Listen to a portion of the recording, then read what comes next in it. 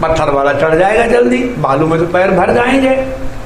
लेकिन वो जो जल्दी जल्दी चढ़ता दिख रहा है, जल्दी जल्दी चोटी पर पहुंचता दिख रहा है, चोटी के ऊपर पहुंचने से ठीक एक पग पहले अगर वो फिसल जाए तो उसको संभालने वाला फिर कोई नहीं है। और बालू के पर्वत पर चढ़ने वाला अगर थक करके बैठ भी जाए या गिर भी पड़े तो वहीं लुढ़क के बैठ जाएगा, सहता जाएगा और फिर वहीं से आगे चल जाएगा। तो हे अर्जुन, जो योग माने भक्ति योग में चलता है, मेरी ओर आना चाहता है, वो तो बालू के पर्वत पर चढ़ता है। और बीच में ही अगर वो रह भी जाए, आहा क्या बात है, बीच में अगर वो रह भी जाए तो क्या होगा?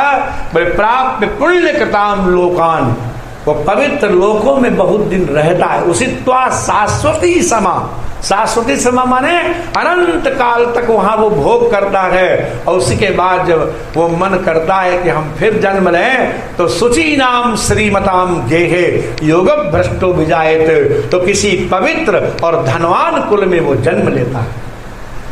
कई बार हमसे लोग प्रश्न करते हैं कि गुरुजी, दरिद्रों के यहाँ बहुत बच्चे होते हैं, धनवानों के यहाँ कम बच्चे क्यों होते हैं? अरे तुम कभी शास्त्र पढ़ो तो तुमको काहे प्रश्न उठे? जो पवित्र धनवान लोग हैं उनके यहाँ अधिक बच्चे आए कहां से? क्योंकि पुण्यात्मा है ही बहुत थोड़े, पुण्यात्मा बहुत थोड़े हैं। और वो जब खोज लेते हैं तो एक आधा कोई आ जाता है। शुचि नाम, पवित्रा नाम और श्रीमताम, देखिए दोनों शब्द, वो धनवान भी हो और धनवान के साथ साथ वो पवित्र और भक्त भी हो। ऐसे कुलों में वह योगी जन्म लेता है जो बीच में ही रह जाता है, हम तक नहीं पहुंच पाता। और धनवानों के यहाँ नहीं जन्म लेता है तो अथवा योगी नामेव कुले भवति निर्मले, तो किसी योगी के ही भक्त के घर में ही वो जन्म लेता है, निर्मल कुल में। और ये तद ही दुर्लभ तरम लोके जन्म यदि दृशम, ऐसा जन्म तो लोक में बड़ा दुर्लभ है। भगवान को भी तो दशरथ ही अच्छे लगे ना, राधे राधे। चक्रवर्ती सम्राट किसी दरिद्र के घर क्यों नहीं प्रकट हो गए?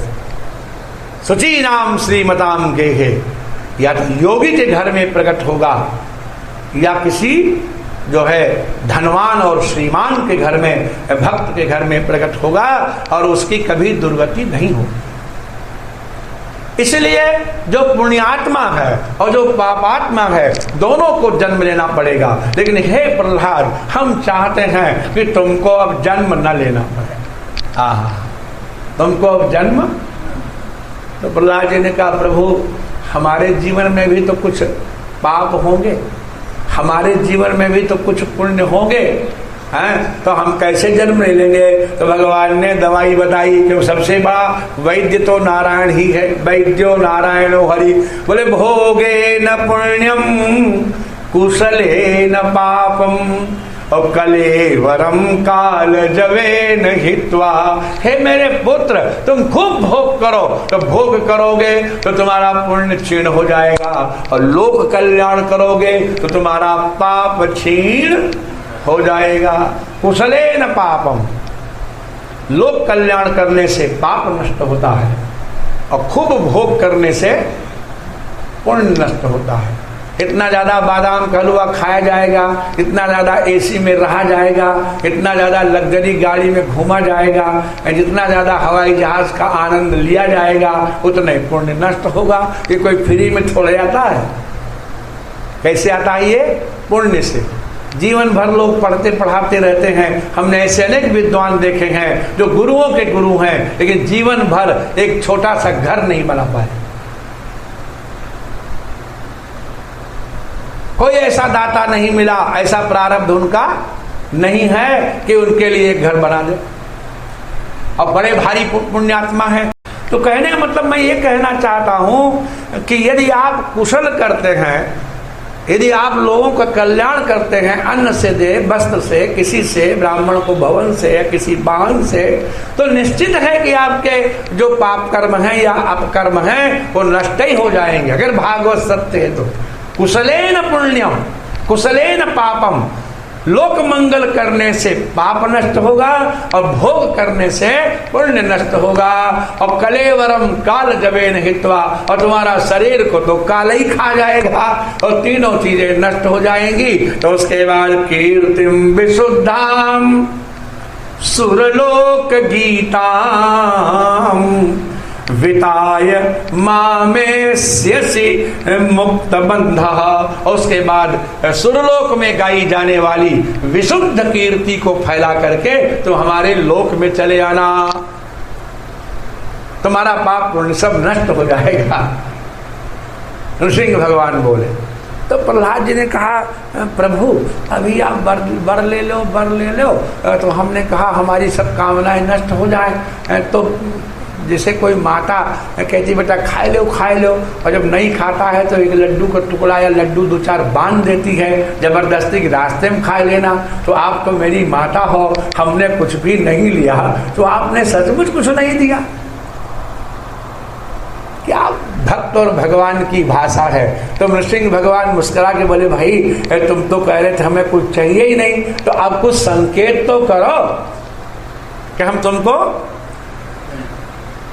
तो प्रहलाद जी कहते वरम बरे एतप्ते वरदेशान महेश्वर, आपने बार बार कहा है वर ले लो, वर ले लो।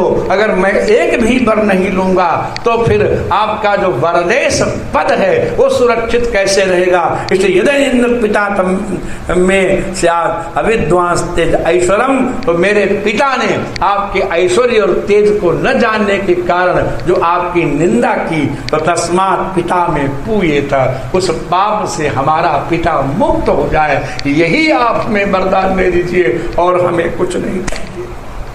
कमाल है, ये है प्रहलाद जी। यदेन्द्र पिता में त्वाम अविद्वांस तेज ऐश्वरम, आपके तेज और ऐश्वर्य को हमारे पिताजी नहीं जानते थे, इसलिए आपकी बड़ी निंदा की है। और उनको यह मृषा बुद्धि हो गई थी कि भ्रातृहेति मृषा दृष्टि त्वद्भक्ते मयि चाघवान, आपने उनके भाई हिरण्याक्ष को मारा है, ये आपके प्रति उनकी द्वेष बुद्धि थी।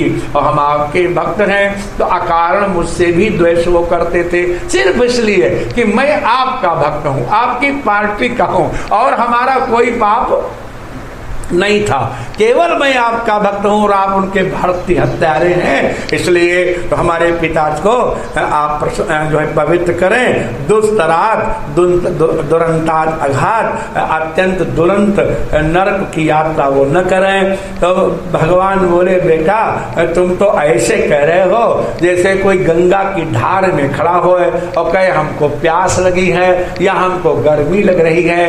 अरे तुम जैसे भक्त जिसके पुत्र पैदा हो जाते हैं, क्या उनकी कभी अधोगति होती है? ये तो प्रश्न ही नहीं है। त्रिसप्तभि पिता पूतः पितृभिः सहते नघ, हे निष्पाप पुत्र तेरा पिता त्रिसप्तभि पूतः।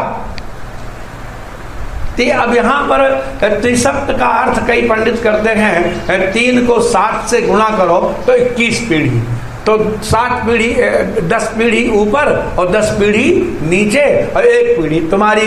लेकिन मैं इस अर्थ से सहमत नहीं हूं। बोले क्यों? बोले कि 21 पीढ़ी तो ऊपर है ही नहीं भाई। हिरण्यकश्यपु 1, हिरण्यकश्यपु के पिताजी कश्यप 2 और कश्यप के पिताजी मरीचि 3, फिर तो ब्रह्मा जी हैं भाई। ब्रह्मा के पुत्र मरीचि, मरीचि के पुत्र कश्यप और कश्यप के पुत्र हिरण्यकश्यपु, तो ऊपर कहां 10 पीढ़ी। इसलिए त्रिसप्तभि कहकर सुखदेव भगवान कह रहे हैं कि ऊपर की 3 पीढ़ी और आपके बाद की 7 पीढ़ी तुम्हारी मुक्त हो जाएं, क्योंकि तुम इनके घर में जन्म लेकर आए हो।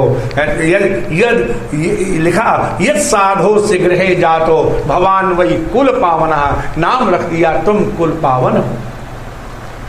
और ऐसा कह करके नृसिंह भगवान जो हैं वह अपने क्रोध को शांत कर लिए उसी समय ब्रह्मा जी ने कहा, हे देवदेव, हे अखिलाध्यक्ष, हे भूत भावन, हे पूर्वज, आपने इस लोक का ताप दूर किया और इस पापी राक्षस का संहार किया। अब आप अपने स्वरूप को प्राप्त हुए। तो नृसिंह भगवान निज स्वरूप को प्राप्त हो गए, निज लोक को चले गए। और उसके बाद युधिष्ठिर बड़े आनंदित हो गए, वाह वाह क्या बात है, कैसी भक्त की कथा सुनाई। तो युधिष्ठिर जी ने सोचा कि नारद जी हमें कुछ और सुनावें। तो बोले कुछ और पूछ लें। बोले पूछो। बोले भगवान श्रोतुमिच्छामि नृणाम धर्मम सनातनम, मैं मनुष्यों के सनातन धर्म के बारे में आपसे जानना चाहता हूँ। तो यहाँ जो सनातन धर्म का वर्णन है वो ब्राह्मण का क्या धर्म है, क्षत्रिय क्या धर्म है, वैश्य का क्या धर्म है, अंत्यज का क्या धर्म है, अथवा ब्रह्मचारी कैसे रहे, गृहस्थ कैसे रहे, सन्यासी कैसे रहे, वानप्रस्थ कैसे रहे, चारों वर्ण और चारों आश्रम, इनका बड़ा सुंदर धर्म का निरूपण यहाँ किया गया है कि सन्यासी जो है वह कभी भी घर न बनावे, शिष्य न बनावे। अब बताओ, ये जो साधु लोग निंदा कर रहे हैं जिसकी भी, अगर उनसे कहें सन्यास धर्म क्या होता है, आप जरा बताओ तो सबके मुंह छोटे से रह जाएंगे। कलयुग में तो सन्यास लेने का ही अधिकार नहीं, क्योंकि सन्यास के धर्म का पालन ही नहीं कर सकता कोई। वो तो केवल एक गृहस्थ ऐसा बचा है जो सारे आश्रमों का पालन कर रहा है। देवर्षि नारद ने कहा कि ब्रह्मचारी को गुरुकुल में रहना चाहिए, वह भिक्षा मांग करके लावे और गुरु को सब समर्पण कर दे, और गुरु कहे तो भोजन करे और नहीं तो उपवास करे। कितना कठिन है! क्या इस कलयुग में इन धर्मों की कल्पना भी की जा सकती है? नहीं की जा सकती है। इसलिए और फिर ये भी कहा कि जो प्राणी हैं वो सुखी कैसे रहें। ये नारद जी के वचन है, यावद भ्रियेत जठरम तावत स्वत्वम ही देहिना। स्वत्व माने अपना, अपना कितना है, यावता जठरम भ्रियेत, इतने से उदर भर जाए, उतने को अपना माने, ये मेरा है। अधिकम यो भिमन्येत, कितनी सुंदर क्रिया है। अधिक हो इसमें कोई दोष नहीं, लेकिन अधिक को अपना मानना ये दोष है। अधिक होने में दोष नहीं है। अधिकम यो अभिमन्येत, जो अधिक अपना मान लेता है, सस्तेन, वो स्तेन है, और दंडमर्हति, वो दंड का भागी। इसीलिए उपनिषद भगवती ईशावास्योपनिषद स्पष्ट कहती है, ईशावास्य विदम सर्वम यत् किंचित जगत्याम जगत। सारे संसार में जड़ चेतन जितने जीव हैं वो सब ईश्वर से अनुप्राणित हैं। तो सब ईश्वर ही जब हैं तो तेन त्यक्तेन भुंजी था, तो जितना भोग करें वो त्याग पूर्वक भोग करें। माँ गृधा का सुसित धनम, किसी का ज्यादा धन देखकर उस पर लोभ बुद्धि नहीं करें। क्या बात कह दी है! गृधा, गृधनाति माने जैसे गिद्ध होता है ना, राधे राधे, ऐसे जो दूसरे के धन को देखता रहता है, हाँ समझे, वो वही पाप है। माँ गृधा कस्य धर्म, किसी के धन के प्रति महाराज नहीं लोभ भाव करना चाहिए, उस पर आसक्ति नहीं करनी चाहिए। तुम्हारा पेट तो भर रहा है, तुम्हारा काम चल रहा है। देवर्षि नारद कहते हैं ये सब आता तभी है जब सत्पुरुषों का संग किया जाए। और मैं भी पूर्व जन्म में दासी का पुत्र था, उससे पहले मैं एक गंधर्व था, दासी का पुत्र था, और उसके बाद मैं ये नारद शरीर मिला है। हे युधिष्ठिर, तुम तो बड़े धर्मात्मा हो, तुमने तो राजसूय यज्ञ किया है, इससे तुमने महाराज पुराण पुरुष श्री कृष्ण को पवित्र कर, प्रसन्न कर दिया। हाँ, यथा हि ऊयम नृपदुस्त्यजा यथा हि यूयं नृपदेव दुस्त्यजा अदापंग पान आत्मन प्रभो पाद यत्पाद पंके रुह मेव सेवया। जिनके चरण कमलों की सेवा से महाराज बड़े बड़े ऋषि मुनि भी परम कल्याण को प्राप्त हो जाते हैं, वही परमात्मा श्री कृष्ण तुम्हारे संबंधी बन करके यहाँ बैठे हैं कि तुमसे ज्यादा और कौन जो है पुण्यात्मा हो सकता है। तुम किसी भी प्रकार का कोई भी संशय मत करो। सवा अयम ब्रह्म महद विमग्रम। और फिर देवर्षि नारद ने मन में विचार किया कि जिन श्री कृष्ण ने शिशुपाल को मारा है, कम से कम एक श्लोक में उनके स्वरूप का बोध हम युधिष्ठिर को करावें। ये कौन है? तो पहला वाक्य बोले सवा अयम ब्रह्म, स वै निश्चयेन अयम श्री कृष्ण ब्रह्म। ये श्री कृष्ण जो हैं वो साक्षात ब्रह्म है। कौन सा ब्रह्म? बोले महद विमृग्यम। बड़े बड़े महर्षि, बड़े बड़े तपस्वी, बड़े बड़े साधक जिनको ढूंढते रहते हैं। कैवल्य निर्वाण सुखानुभूति ही। ये कैवल्य माने केवल का भाव, अकेला।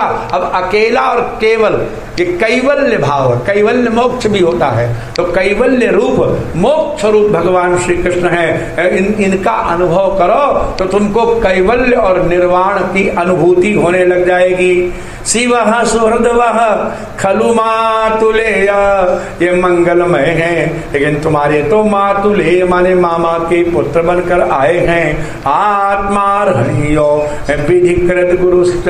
ये आत्मा है तुम्हारी, ये पूज्य तुम्हारे हैं, ये तुम्हारे गुरु हैं, और ये तुम्हारे समस्त कामनाओं को सिद्ध करने वाले विधिकृत हैं। तुम इन्हीं की शरण लो। और ये कह करके देवर्षि नारद राजसूय यज्ञ से अपनी बीणा बजाते हुए चले गए। और इधर राजा परीक्षित जो हैं वो तो मगन ही है, उनको तो कथा सुन के तृप्ति ही नहीं हो रही है। अब सुखदेव भगवान इतना ही कह पाए कि देवर्षि नारद चले गए। सोई राजा परीक्षित ने तो सांसों नहीं लेन दी। उन्होंने कहा कि स्वयंभू से गुरु वंशोयम विस्तराच्छुतः। आपने स्वयंभू मनु का वंश बड़े विस्तार से हमको सुनाया और हमने सुना। तुमने प्रजापतियों की कथा भी हमको सुनाई। अब हमको ये बताइए कि ये जो मनवंतर है, अब देखिए क्या सुंदर बात है। मनवंतर किसे कहते हैं? जैसे 7 दिन का सप्ताह, 30 दिन का मास, 360 दिन का वर्ष, ऐसे ही 71 चतुर्युगी प्लस का एक मनवंतर होता है। 71 टाइम्स सतयुग, त्रेता, द्वापर, कलयुग बीत जाए। ब्रह्मा के एक दिन में 1000 चतुर्युगी होती है, और 1000 को 14 से भाग दे दीजिए तो 71 प्लस आएगा। ब्रह्मा के एक दिन में 14 मनु बदल जाते हैं, और एक मनु का काल होता है 71 चतुर्युगी से कुछ ज्यादा। अभी तक ब्रह्मा के एक ही दिन में 6 मनु जा चुके हैं, 7वां मनु चल रहा है इस समय। इसीलिए संकल्प बोलते हैं सप्तमे वैवस्वत मनवंतरे अष्टाविंशतितमे कलियुगे कलि प्रथम चरणे, ये बोलते हैं ना। तो ये ब्रह्मा के एक दिन में 14 मनु बदल जाते हैं। तो इन मनवंतरों में, जिन जिन मनवंतरों में जो जो रूप में भगवान ने अवतार लिया, उनकी हम चर्चा सुनना चाहते हैं। आप ये बताइए, भगवान ने तो ऐसे ऐसे अवतारों के नाम आएंगे जो कोई जानता ही नहीं है बाबू। यही तो बात है। राधे राधे। ये रामकृष्ण के अवतार तो सब जान रहे हैं, लेकिन प्रत्येक मनवंतर में भगवान किस रूप में अवतार लिए हैं, उनकी वो कथा सुनना चाहते हैं। तो महाराज ऋषि बोल पड़े कि वाह भाई, तुमने पूछा, अच्छी बात है। देखो 6 मनु तो बीत गए हैं। 6 मनु तो, ये 7वां मनु है। और 6 मनुओं में जो पहले मनु थे तो उनका नाम था स्वयंभू मनु। क्या नाम था? ब्रह्मा का नाम है स्वयंभू। स्वयंभू क्यों? मम्मी पापा के बिना ही प्रकट हो गए। स्वयं भवति, स्वयं जो प्रकट हुए कमल पर उसका नाम, और स्वयंभू के शरीर से जो प्रकट हुआ उसका नाम है स्वयंभू, जिनकी पत्नी थी शतरूपा, एक चर्चा आ चुकी है। और उनके काल में भगवान ने यज्ञ भगवान के रूप में अवतार लिया था, जिससे समस्त देवताओं को तृप्ति होती है। महाराज वो यज्ञ भगवान ही समस्त देवताओं के तृप्ति हेतु है। जब दूसरा मनवंतर आया तो उसका नाम था स्वारोचिस मनवंतर, मनु का नाम है स्वारोचिस, और उस मनु के काल को कहेंगे मनवंतर, तो स्वारोचिस मनवंतर आया। इस मनवंतर में भी भगवान ने अवतार लिया, और अवतार लेकर के विभु के रूप में भगवान प्रकट हुए। अब ये विभु अवतार है, क्या है?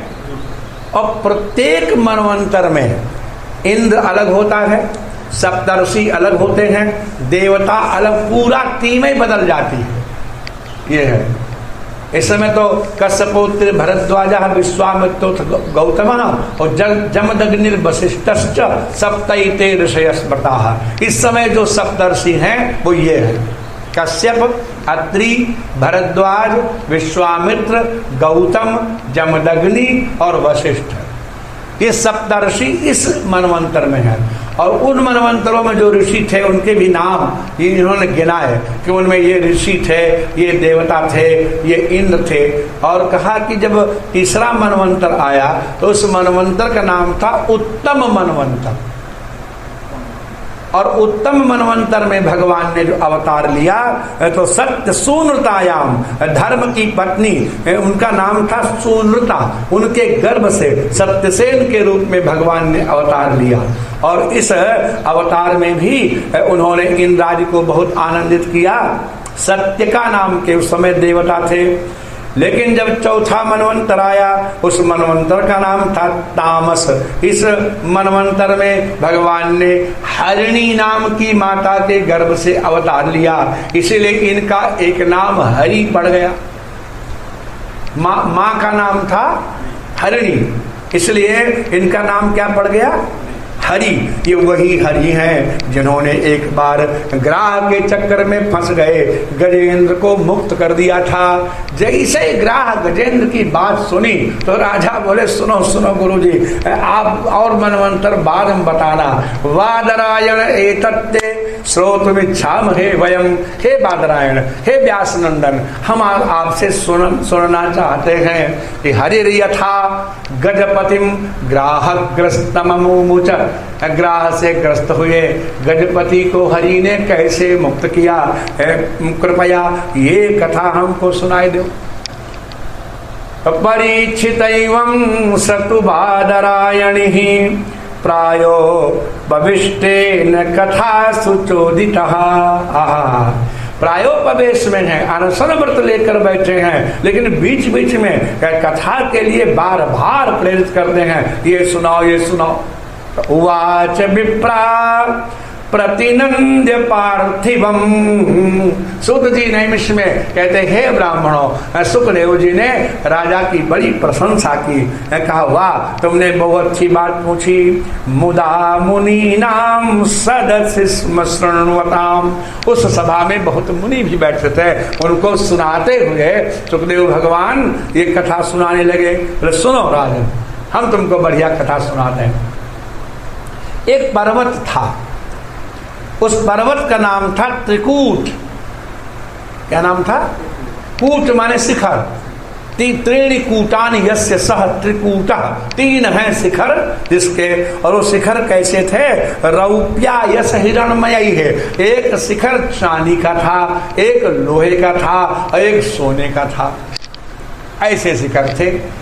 और भगवती भागीरथी अमल तरंगा गंगा उस पर्वत को चारों ओर से धोया करती थी, निर्मल किया करती थी। महाराज उस पर्वत में बड़ी वनस्पतियां थी, सिद्ध चाण गंधर्व किन्नर विद्याधर अप्सराएं वहां उनकी गुफाओं में खेलते रहते थे।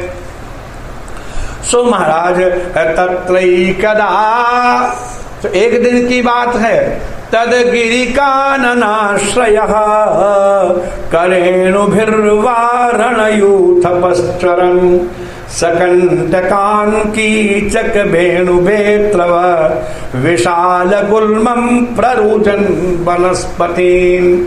हाथी जो होता है वो अपने परिवार से बहुत प्रेम करता है, इतना प्रेम पर मनुष्य भी नहीं करता। सबसे ज्यादा परिवार को चाहने वाला हाथी है, और उसको तब तक शांति नहीं मिलती जब अपने बच्चे के रगड़ न ले, अपनी पत्नी के रगड़ न ले।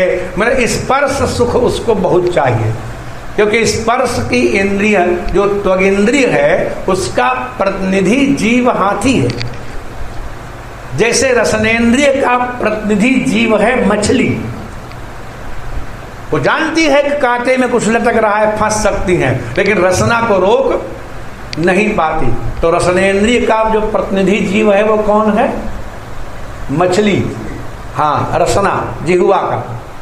और इसी तरह नासिका का प्रतिनिधि जीव है भंवरा, जो कमल में बंद हो जाता है, रात में हाथी उसको कुचल देता है। और रूप का प्रतिनिधि जीव है पतंगा।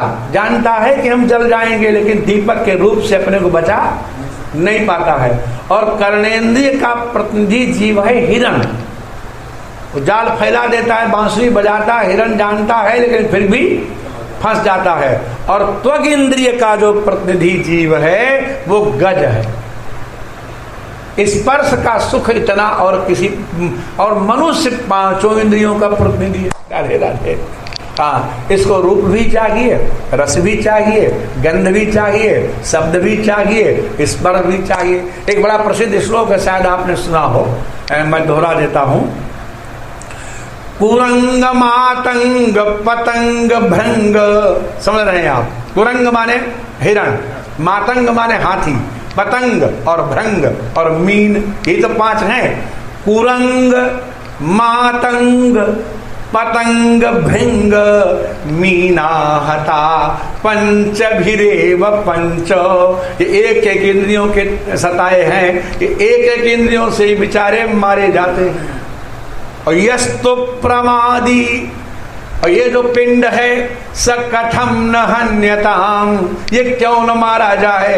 यस्सेवते पंचभिरेव पंच, जो पांचों इंद्रियों से पांचों विषयों को सेवन करता है, ये क्यों न मारा जाए? एक हाथी केवल स्पर्श के कारण मारा गया, एक मछली केवल रस के कारण मारी गई, एक पतंगा केवल रूप के कारण मारा गया, एक भ्रमर केवल मात्र गंध के कारण मारा गया, एक हिरण केवल श्रवण के कारण मारा गया। और इसको तो बहुत अच्छा लगता है। एक विद्यार्थी हमारे पास पढ़ता था, तो हमने उसको एक क्लिप दी थी, इसको सुनना। तो कहा गुरु पूरी नहीं सुन पाए। हमने क्यों? बोले वो नेट खत्म हो गया था। तो हमने कहा नेट कितना आता है? बोले 1.5 GB। हमें 1.5 GB मारे 5-6 घंटा चलता है। तो जो विद्यार्थी 5-6 घंटा मोबाइल में फंसा रहा और नेट चलाता रहा, वो क्या संस्कृत पढ़ेगा? आज से तुम नहीं पढ़ोगे। उसी दिन से हमने पढ़ाना उसको छोड़ दिया, क्योंकि तो पढ़ता ही नहीं। केवल श्रवणेन्द्रिय या चक्षुरेंद्रिय को तृप्त करने के लिए, और क्या है वहां?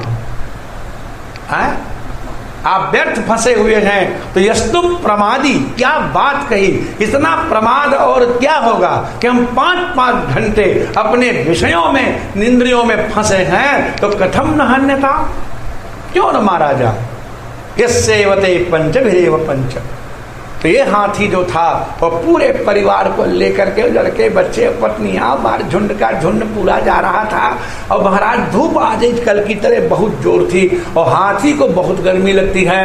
तो अब वो तो पूरा परिवार ही परेशान, पिताजी पापा जी जल्दी से जो है मम्मी जी पानी लाओ, कोका कोला लाओ, ड्रिंक कहा। जब आप यात्रा करेंगे तो बच्चे यही बात कहेंगे।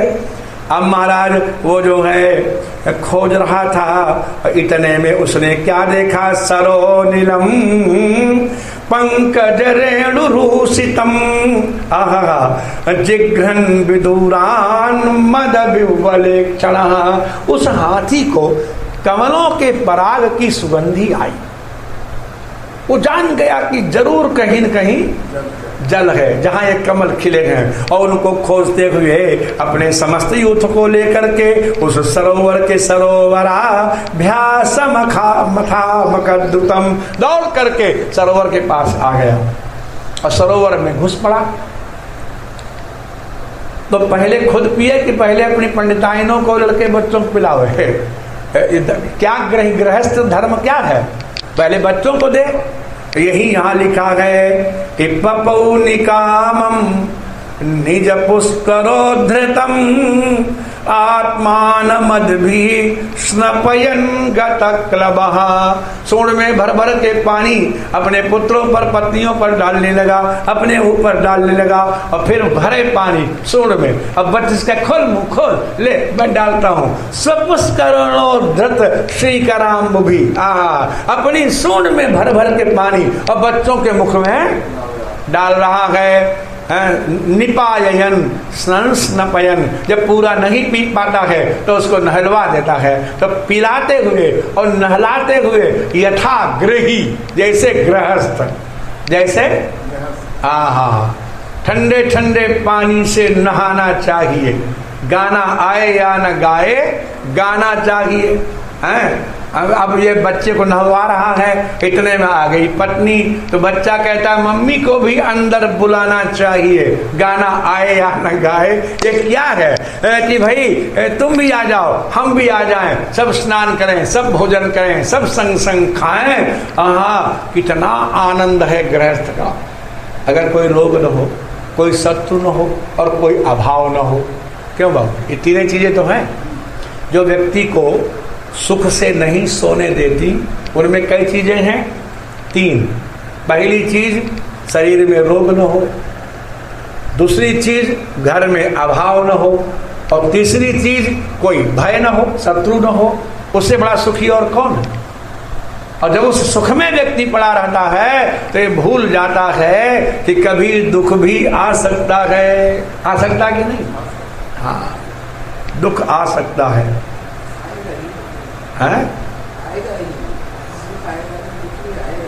घड़ी करें नहीं। कुछ लोग ऐसे हमने देखे हैं भाई जी कि उनके चारों कोने भरे, जीवन भर स्वस्थ रहे, लड़के बच्चे से मस्त रहे, और पाना खूब परिवार और प्रतिष्ठित रहे, और अंत में जो है 90 वर्ष की आयु पा करके बिना चारपाई पर पड़े हुए और चले भी गए।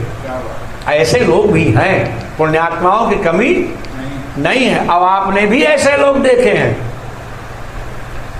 जो जीवन भर जो है आनंद में रहे, लोग का कल्याण करते हैं। आपके ही परिवार और पूर्वजों में कोई ऐसे दिख जाएंगे कि जो इस तरह से जीवन भी जिए और पूर्ण काम हो करके गए।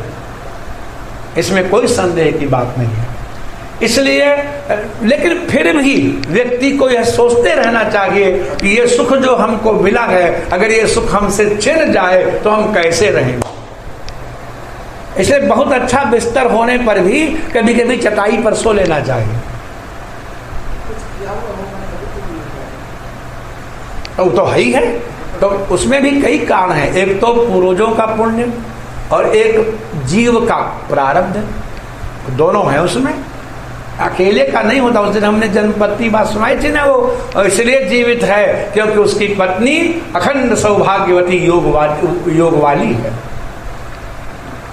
आपके घर में कोई गाय ऐसी हो सकती है, कोई पशु ऐसा हो सकता है जिसके पुण्य से घर में रहन चैन बनी रहे। ये जरूरी नहीं है कि सब हमारा ही भाग्य है, कि किसी सेवक भी हो सकता है, पशु, ये वृक्ष भी हो सकता है। इसमें कोई संदेह की। आपके यहाँ ऐसा कोई सेवक आ जाए कि जिसका इतना सत्कर्म हो, भले ही वो धन नहीं पाया लेकिन उसके पुण्य से आपके घर में रोग आदि का प्रवेश ही नहीं हो, ऐसा होता है। लेकिन जब प्रारब्ध आना होता है बाबूजी, तो वो सूचना दे के नहीं आता है। प्रारब्ध का यही सबसे चमत्कार है। तम तत्व कश्चित नृप दैव प्रेरिता। हे राजा परीक्षित, इतना सुखी वो हाथी था अपने परिवार में, लेकिन दैव के द्वारा प्रेरित किया गया एक ग्राह उसी सरोवर में आके प्रकट हो गया। और बलियांश चरणे रुषा ग्रही, उस बलवान ग्राह ने रोष में भर करके चरणों से उसको पकड़ लिया। तो पहली बार जो हमको थोड़ा कष्ट पड़ता है तो हमें लगता है हम झटक के पार हो जाएंगे, लेकिन फिर कोशिश करते नहीं, अभी तो ज़्यादा है तो और बड़ा साधन अपनाते हैं और बड़ा साधन अपनाते हैं, और सब साधन जब फेल हो जाते हैं तब राधा माधव की याद आती है। बात सही है कि नहीं? हाँ, एक संत कथा सुना रहे थे कि द्रौपदी जी ने जब शिकायत की भगवान से कि आपने हमारा कोई नाता नहीं माना, तो भगवान ने कहा अच्छा एक बात बताओ, और तुम सच बताओगी याज्ञसेनी यज्ञ से उत्पन्न हुई हो। जब दुशासन ने तुम्हारा केस पकड़ा था तुमको सबसे पहले किसकी याद आई थी? एक क्षत्रिय हुए हैं, उनका नाम था सबल सिंह, और उन सबल सिंह के द्वारा दोहा और चौपाइयों में जैसे रामचरितमानस है वैसे ही महाभारत लिखा गया सबल सिंह चौहान का, समझे? हमने उसका कुछ अंश पढ़ा है और वो ग्रंथ देखा भी था, मेरे पास नहीं है, मैंने पंजाब में एक संत के पास देखा था, अब कहीं मिलता है कि नहीं पता नहीं। सबल सिंह चौहान का महाभारत, और उसकी कथा क्या है, सबल सिंह चौहान ने महाभारत क्यों लिखा?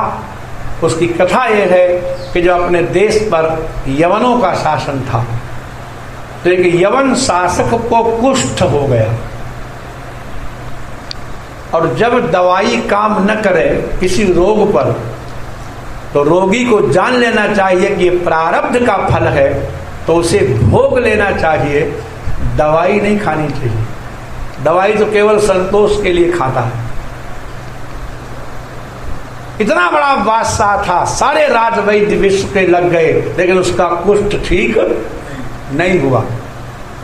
तब किसी फकीर ने कहा कि तुम किसी ब्राह्मण का आश्रय लो, इस देश की महिमा बड़ी विचित्र है और वो तुमको उपाय बताएगा।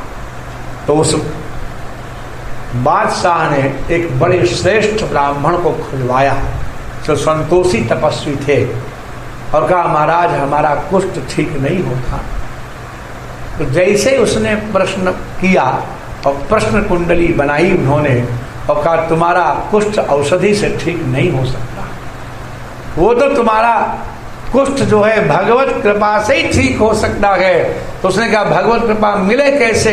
बोले अगर महाभारत नाम का ग्रंथ है उसकी कथा तुम सुन लो तो तुम्हारा कष्ट ठीक हो जाएगा। तो कहा महाराज आप सुना दीजिए। बोले नहीं, तुम कुपात्र हो, तुम यवन हो, तुम भगवान को नहीं मानते हो, ऐसे व्यक्ति को हम कथा नहीं सुना सकते। अब महाराज वो इतना क्रुद्ध हो गया, उस ब्राह्मण का उसने वध करा दिया। और फिर बड़े पढ़े लिखे, उसमें ज़्यादातर ब्राह्मण विद्वान नहीं होते थे, बुलाने लगा और सब बोले नहीं सुनाएंगे, ब्राह्मणों को मरवाने लगा। तो मैंने नैमिष के एक प्रामाणिक संत के मुख से सुना है कि इतने ब्राह्मण उसने मरवाए कि 9 मन जनेऊ इकट्ठा हो गए। सोचे आप कितने ब्राह्मण मरे होंगे। पूरा भारतवर्ष विद्वानों से उसने शून्य कर दिया। तब एक क्षत्रिय थे सबल सिंह, जो ब्राह्मणों की हत्या नहीं देख पा रहे थे, वो गए उसके पास और कहा आप ब्राह्मणों को मत मरवाओ, हम आपको महाभारत सुनाएंगे। फिर उन्होंने मन में विचार किया कि वेदव्यास के मुख से कहे गए जो मंत्र हैं वो इसको नहीं सुन सकता। तो उन्होंने हिंदी में उस महाभारत का उन्होंने रामायण की तरह दोहे और चौपाई में अनुवाद किया। बहुत बड़े विद्वान थे।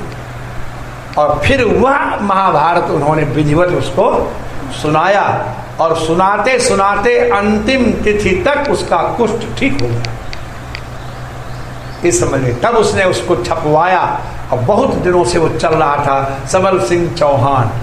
तो सबल सिंह चौहान के महाभारत में जब कृष्ण ने पूछा कि तुम हमें दोष दे रही हो कि हम क्यों नहीं आए, तुम क्यों नहीं बताती कि तुमने किसको बुलाया था?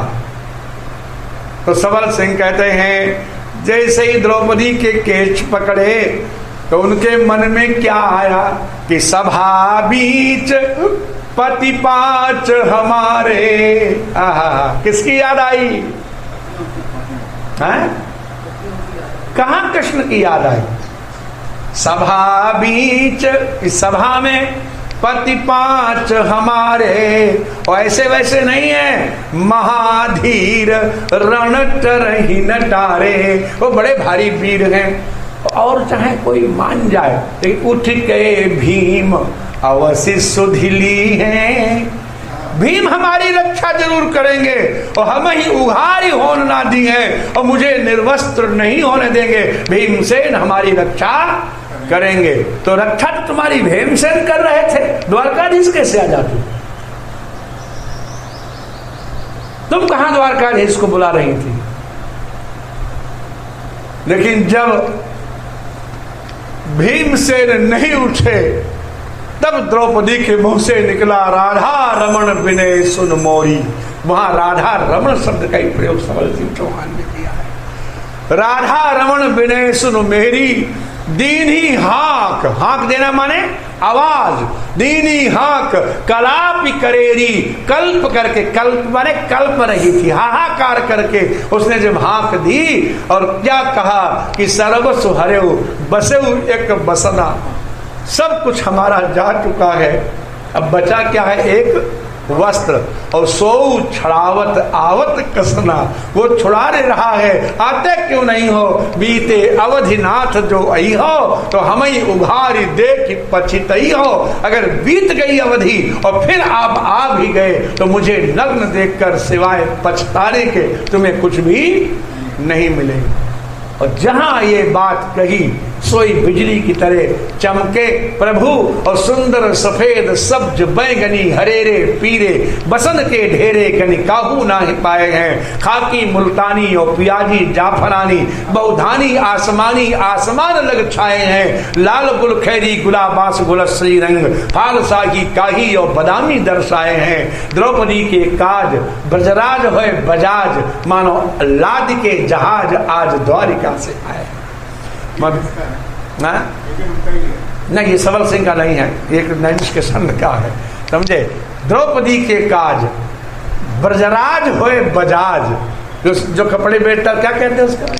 हाँ हाँ, द्रौपदी के काज ब्रजराज होए बजाज, मानो लाद के जहाज आज द्वारिका से आए हैं। और उस जहाज को महाराज सबल सिंह लिखते हैं कि पीत रंग के बहुत निकारे, ये सबल सिंह की पंक्ति है, पीत रंग के बहुत निकारे, पीतांबर के ओढ़न हारे। गांधारी जी ने देखा, सुना विदुर से कि पीले पीले आ रहे हैं, तो गांधारी सोचती है कि लगता 16,108 रानियों का कोष रिक्त हो गया है, इसलिए अब पीतांबर बढ़ रहा है, और कहीं पीतांबर समाप्त हुआ तो चक्र सुदर्शन आएगा। विदुर देख भा अनरथ भारी, और बिलपत गए जहां गांधारी, और कहा वस्त्र छुड़ाओ दुशासन करसन, और चलन चाहत दतु चक्र सुदर्शन। जल्दी से चल और दुशासन के हाथ से साड़ी छुड़ा दे, नहीं तो अब चक्र सुदर्शन चलने वाला है। बताइए, उस सभा में ऐसा कोई नहीं था जो दुशासन के हाथ से वस्त्र छुड़ा देता, जिसमें द्रोण थे, जिसमें भीष्म थे। धृतराष्ट्र तो चलो अंधा था ही, वो तो पुत्रों के मोहग्रस्त था, लेकिन द्रोण भीष्म अश्वत्थामा क्या कर रहे थे? कृपाचार्य क्या कर रहे थे? किसी का साहस नहीं है। तब गांधारी ने आकर के झटका मारा, कहा मूर्ख तूने ये क्या किया? तू मेरे वस्त्र क्यों नहीं हरण कर लेता जब इसके कर सकता है? बताइए आप। और फिर द्रौपदी से हाथ जोड़ गांधारी ने कहा कि हे बेटी, आखिर तो ये मेरा पुत्र ही है और तुम्हारा देवर ही है, इसे क्षमा कर देना। द्रौपदी तो उस समय ज्वाला बन चुकी थी। उसने कहा हाँ, हमने क्षमा कर दिया दुशासन को। सुनहु दुशासन रुधिर तुम्हारा, मम सिर हुई जब बहे पनारा। बांधो कच तब कर स्नाना, कोटि भूप यदुपत की आना। अस कही केस दिए छटकाई, दुशासन के रुधिर नहाई। दुशासन के रुधिर में स्नान करेगी। सबल सिंह चौहान। तो महाराज सवर सिंह ने कहा कि भक्त भगवान का नाम बाद में लेता है, पहले अपने पुरुषार्थ और अपने साधनों पर उसको भरोसा होता है। और यही बात गजेंद्र मोक्ष में लिखी, इसलिए हमने ये प्रसंग सुनाया कि गजेंद्र अपनी हथनियों से और बच्चों से कहता है कि तुम पकड़ो तो हाथ, जरा मेरा खींचो, ये ग्राह हमारे खींचे नहीं आ रहा है। आहा, लेकिन भला वो जो दैव के द्वारा प्रेरित है, मैंने अभी निवेदन किया बाबूजी कि जो विपत्ति जो दुख दैव से आती है, प्रारब्ध से आती है, वो साधन से मिटती नहीं है, वो साधन से, हाँ। और जब नहीं खींच पाए तो गजराज की भाषा कितनी करुण है। नमामि में गातय आतुरम गजाह कुतः करिण्यः प्रभवन्ति मोचितुम। है हमारे ये बलवान कुटुंबी आज हमें नहीं खींच पा रहे हैं, तो हमारी अर्धांगिनियां बेचारी निर्बल कैसे हमको खींच पाएंगी। ग्राहेण पासेन, ये ग्राह रूपी जो रस्सा है वो विधातुरावृतः, ये तो विधाता का फंद है, ये ग्राह नहीं हो सकता। इतना बलवान तो ग्राह होता ही नहीं है। विधातु, ये विधाता का पाश है ग्राह रूप में। किस रूप में वो रस्सा आया है? ग्राह का रूप धारण करके। वो रस्सा किसका रूप धारण करके है? हाँ, ग्राहे न पासे न विधातुरावृतः। हाँ, वो आया है तो प्यहम चतम यामि परम परायणम, इसलिए अब हम उसी विधाता का भी जो नियंत्रक है, हम उसकी शरण में क्यों न चले। और कुटुंब बिल्कुल काम नहीं आता। एक जरा सी बात पर एक बरसों के याराने गए, लो चलो अच्छा हुआ कुछ लोग पहचानेंगे। रहीमन विपदा हो भली जो थोड़े दिन हो, हित अनहित या जगत में जान परत सब हो। विपत्ति बहुत अच्छी, वो पहचानवा देती है कि अपने कौन हैं और पराये कौन होते हैं। और उन विपत्तियों को जिसने झेला हो वही इसको समझ सकता है, दूसरा तो कोई समझ ही नहीं सकता, अनुभवी समझ सकता है। इस शरीर को भी यह समझ खूब है कि संसार में आपका सच्चा प्रेमी परमात्मा के अतिरिक्त कोई नहीं है। सारा संसार आपसे प्रेम नहीं करता है, आपके ऐश्वर्य से प्रेम करता है, बल से प्रेम करता है, कुल से प्रेम करता है, परिवार से प्रेम करता है, पद से प्रेम करता है। इसलिए गजेंद्र जो है वो स्तुति करने लगे, इसी का नाम है गजेंद्र स्तुति। ये बड़ी जो है प्रसिद्ध स्तुति है, लोग आज भी इसका पाठ करते हैं। नमो नमस्ते खिल कारणाय निष्कारणाय अद्भुत कारणाय सर्वागमाम्नाय महार्णवाय नमो पवर्गाय परायणाय। हे अखिल कारण, हे परमात्मन, आपको नमस्ते। आप समस्त वेदों के प्रतिपाद्य हैं, आप सबके आश्रयदाता हैं। और हम जैसे जो पशु हैं जो पास में बंधे हुए हैं, और यदि आपकी शरण ले लें तो उनका विमोक्षण करने वाले आप ही हैं। मादृक प्रपन्न पशुपाश विमोक्षणाय मुक्ताय भूरि करुणाय नमो लयाय स्वांसेन सर्वतनुभरन् मनसि प्रतीत प्रत्यग्दृशे भगवते बृहते नमस्ते। हम जैसे पशु को इस पास से मुक्त कराने वाले हे प्रभु, आप तो समस्त प्राणियों में अंतःकरण में विराजमान होकर के प्रत्येक दृष्टा के रूप में सबको देखते हैं, तो हमारे अंतःकरण को भी आप देखे ही रहे होंगे। हे विश्वकर्ता, हे नारायण, हम आपकी शरण में हैं। अब यहाँ जो स्तुति की गजराज ने, उसे ये नहीं कहा कि हे त्रिशूलधारी, हे डमरू बजाने वाले, हे हंस की सवारी, मैंने कोई उसने चिन्ह विशेषण नहीं बताया, निर्विशेष परमात्मा की स्तुति उसने की। तो तीनों देवता बोले। अच्छा एक बात और जान लिया जाए, ब्रह्मा विष्णु महेश जो तीन देवता हैं, ये एक एक ब्रह्मांड के नायक हैं, और इन सबका जो अधिष्ठाता है, तुलसी के रामायण सुनिए, उपजहि जासु अंश ते नाना विष्णु बिरंच शंभु भगवाना। समझ गए कि नहीं? जिस परमात्मा के अंश से करोड़ों विष्णु, करोड़ों ब्रह्मा, करोड़ों शिव प्रकट हो रहे हैं, उस परमात्मा की स्तुति गजेंद्र कर रहा है। तो तीनों लोग कह रहे हमको तो नहीं बुला रहा। ब्रह्मा जी बोले नहीं, हमको भी नहीं बुला रहा। एक और बार नहीं कहा कि तो आप हंस की सवारी हो, चतुर्मुख हो, या वेद बोलने वाले हो। विष्णु भगवान बोले नहीं नहीं, हमको भी नहीं बुला। ये तो चक्षु दर्शन कहीं नहीं रहा। अरे एक बार गरुड़ जी का ही नाम ले लेता, ये तो कहीं नहीं रहा कुछ। तो भाई नहीं ते यदोपसस्रिपुः। आहा, जब ये तीनों नहीं आए, क्यों नहीं आए? क्योंकि इनको सबको अपने अपने चिन्ह का अभिमान है। आहा, एवं गजेंद्र मुपवर्णित निर्विशेषम ब्रह्मादयो विविध लिंग भिदाभिमाना नैदेयदोपसस्रपुर निखिलात्मकत्वा तत्राखिला मरमयो हरिरा विरासित। ये ब्रह्म शिव जी है ना, इसी बात का इनको बड़ा भारी आनंद है कि हमारे जैसा डमरू किसी के पास नहीं। बोलो राधे राधे। ब्रह्मा जी को इसी बात का आनंद है कि हमारी पंडिताइन का बीना जब बजता है तो सातों स्वर प्रकट होते हैं। सबको अपने अपने महाराज चिन्हों का बड़ा भारी अभिमान है। और इसने तो निर्विशेषण, इसने तो विशेषण लगाए ही नहीं। जब एको नहीं आए तो निखिलात्मकत्वात्, तो समस्त देवताओं का जो अधिष्ठाता है वो परमात्मा, तत्राखिला मरमयो, अखिल अमरमय, समस्त देवमय जो है, सर्वदेवमय विष्णु, सर्वदेवमय कृष्ण है, सर्ववेदमयो द्विज।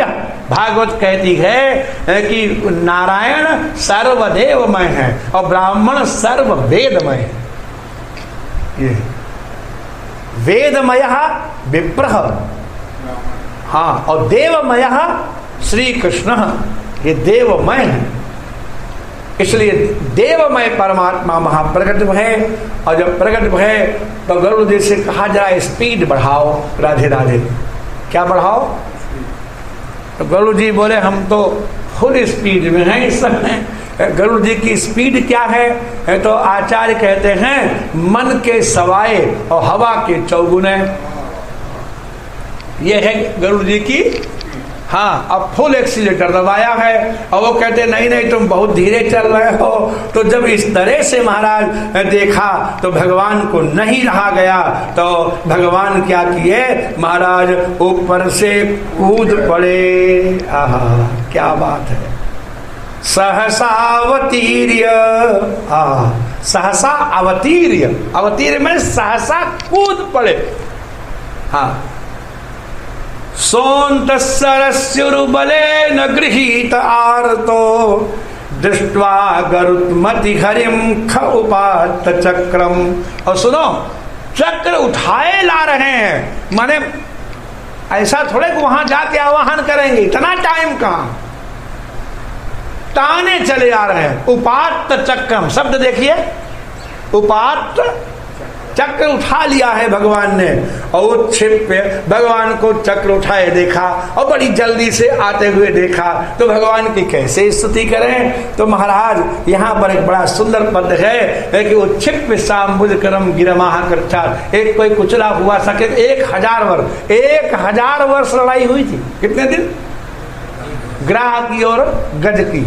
समा सहस्रम विगमन बही मते महीपते सब प्राणयोश्चित्र ममन सता मराहा। इस युद्ध को देखकर सारे देवता चकित थे। 1000 वर्ष जहां हाथी हिलेगा उस तालाब में कमल रहेंगे? बोलो राधे राधे। कि सब नष्ट हो जाएंगे। लेकिन सुखदेव भगवान कहते उसने कमल उखाड़ लिया। इसका मतलब क्या है? जब गजेंद्र जान गया कि भगवान आ गए हो, मेरे पास कुछ पूजा के लिए नहीं है, तो मानो वो कुछ ढूंढ रहा है, कुछ भी मिल जाता, हम भगवान को कुछ तो अर्पण करते, तो झट एक दिव्य कमल उसके सुंडा में आ गया। और छिप सांबुज करम, अंबुज माने कमल, अंबुज के से अपने करम माने सुंडा दंडम, सुंडा दंड को उठाया और क्या बोला? बोला नारायणा खिल गुरो भगवन नमस्ते। ये मंत्र है उसका। क्या है? नारायणा खिल गुरो भगवन नमस्ते। इतना याद कर ले कोई, और इसका जैसे गोविंदाय नमो नमः उस दिन बताया, ऐसे ये मंत्र है।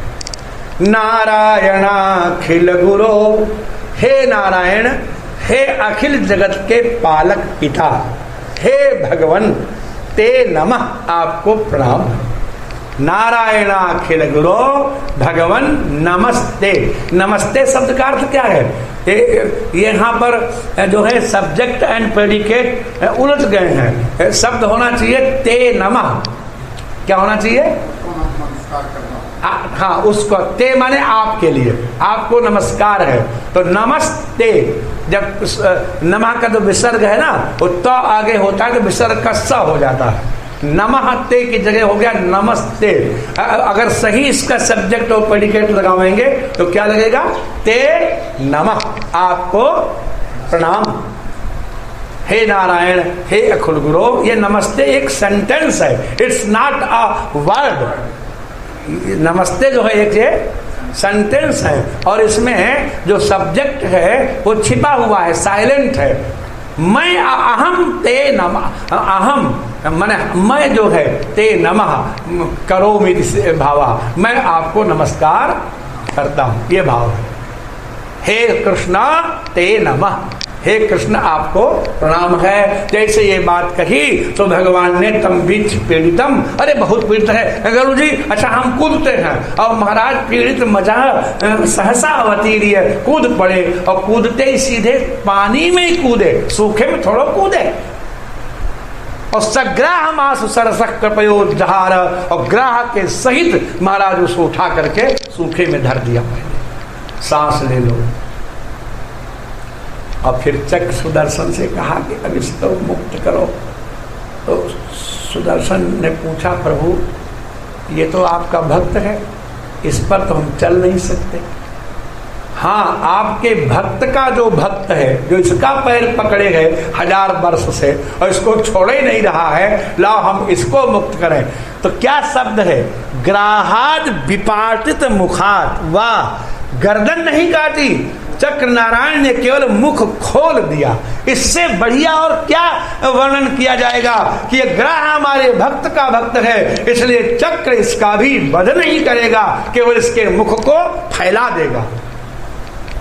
और जैसे मुख फैल गया और निकल आया, तो चक्र का स्पर्श जैसे ही हुआ, सोई वो ग्राह का शरीर त्याग करके और एक गंधर्व बन गया। बाबू क्या बन गया? और गजराज जो था वो सुंडा से प्रभु के पैर जो है स्पर्श करने लगा, चाटने लगा। तो भगवान का हाथ जैसे ही मस्तक पर गया, स्वयं उसने शरीर त्याग के एक राजा के रूप में प्रकट हो गया। अब तो परीक्षित जी बड़े चक्कर में पड़ गए कि तो गजराज थे और ग्राह थे, ये राजा और गंधर्व कहाँ से आए? तो दोनों की कथा सुनाई कि ये जो राजा था इसका नाम था इंद्रद्युम्न। हाँ, ये पांड्य देश का राजा था। और एक बार अगस्त्य मुनि इसके आए थे और ये भजन कर रहा था, आंख बंद किए। उसने सोचा कौन उठाए, कह दो मिलेंगे थोड़ी देर में। उनको आ गया गुस्सा, उन्होंने कहा कि तू बैठा हुआ है गजराज की तरह, उठ नहीं रहा है, ले अब तो हाथी ही हो जा। और यहाँ यमुना जी में ये जो किन्नर हैं, अप्सराएं हैं, ये सब आती रहती है वृंदावन में चुपचाप यमुना स्नान करने। अब तो यमुना जी दिव्य नहीं रही, किसी जमाने में तो आती ही रहती थी। तो एक बार सब अप्सराएं एक गंधर्व से बोली, उस गंधर्व का नाम था हूहू। क्या नाम था? हूहू गंधर्व सत्तमा। एक हूहू है, एक हाहा है, समझे? चित्र केतु चित्र रथ तुम बुरु विश्वा वसु नारद, ये सब गंधर्व ही हैं। चलो यमुना नहाया हुआ। तो गंधर्व बोला अप्सराओं के साथ जाने में क्या परेशानी, चलो। अब अप्सराएं खूब नहाई, वो भी नहाए। बोले आओ खेल खेलें। क्या खेल खेलें? बोले छुपा छुपी। बोले एक चोर बने और डुबकी लगा के जिसका पैर पकड़ लेगा वही दूसरा चोर होगा। तो गंधर्व से सब बोली कि तुम पहले चोर बनो, पहले कोई अप्सरा नहीं बनेगी, तुम जिसका पैर पकड़ोगे वो चोर बनेगी। अब वो तुरंत डुबकी मारा और तैरता हुआ अप्सराएं गई दूसरी ओर भाग, और आगे वो बढ़ गया। और वहाँ एक महात्मा महाराज जो है देवल नाम के, वो तपस्या कर रहे थे, और उन्होंने पकड़ लिया पैर और झटक दिया, उनका ध्यान भंग हो गया। कौन है? और खड़ा हुआ हाथ जोड़ के, महाराज आई एम वेरी सॉरी, क्षमा करो, हम आपका पैर नहीं पकड़ना चाहते थे। बोले तूने मेरा ध्यान भंग किया, ग्राह की तरह तैरता है, जा तो ग्राह ही हो जा। आज मुक्तो देवल सापेना, आज देवल के साप से वो ग्राह मुक्त हो गया। और अगस्त्य भगवान के साप से इंद्रद्युम्न नाम का राजा मुक्त हो गया। गंधर्व तो निज लोक चला गया और राजा अपने राज्य की ओर चला गया। ये कथा चौथे मनवंतर की, गजेंद्र मोक्ष की, भगवान सुखदेव ने संक्षेप में सुनाई। अब कहा पंचम मनवंतर, अब ये मनवंतर और कल बलि मामन भगवान का बड़ा सुंदर प्रसंग है, अष्टम स्कंद में उसका वर्णन होगा।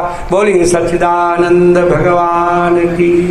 गोविंद जय जय गोपाल जय जय गोविंद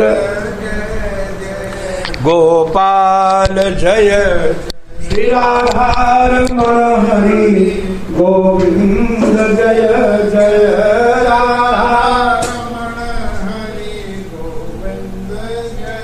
गोविंद जय जय गोपाल जय जय गोविंद।